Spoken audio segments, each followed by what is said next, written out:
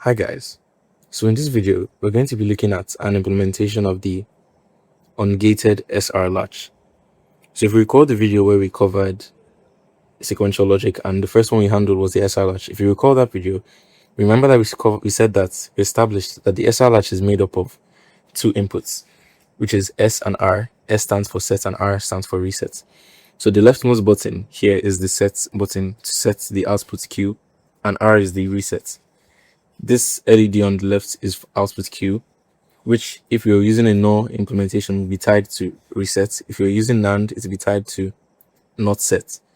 So this is set. So the leftmost button is for set. This is for reset.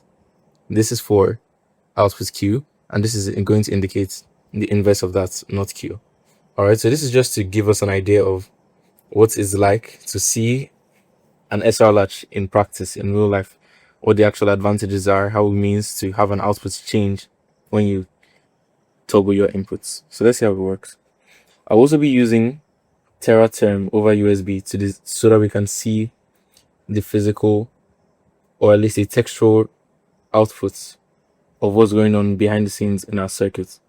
So this is designed using on a Raspberry Pi Pico on C using Pico's SDK. So that's all there is to it. So remember, the first entry into the truth table is 0, 0 on S and R.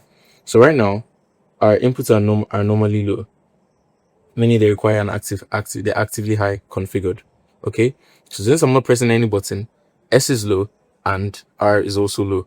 All right, which is why there's no change on our outputs. They were off before and they're going to remain off since there's no change on my outputs. The first configuration we're going to check is what's going to happen if my set is 1 and my reset is 1. Okay, remember the SR latch truth table. Set being 1 and reset being 0 is going to give us a high on output Q and a low on the inverse of that, not Q. Okay, so let's set up the text first, just so we can see it much clearly. Okay, all right. So we're going to set our set input high and a reset low. So that's just going to be pressing this. Okay, so you can see that this is our set came high and a reset stayed low. So S is 1, reset is 0, and output Q is high and not Q is low.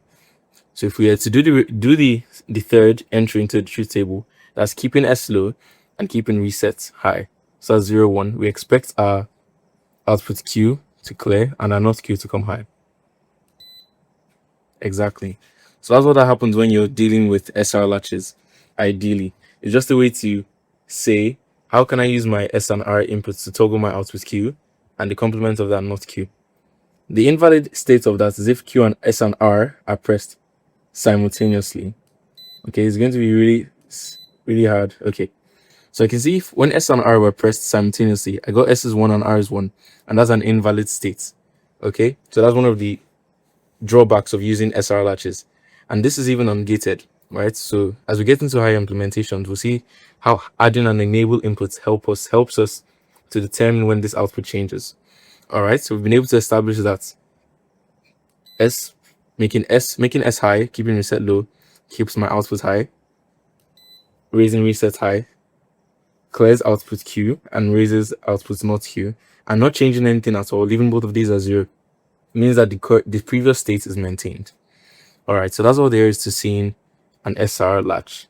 Hopefully, as we go on in this digital electronics playlist, we'll see higher implementations, the gated SR latch, flip-flops, D flip-flops, JK flip-flops, and other types of important sequential circuits.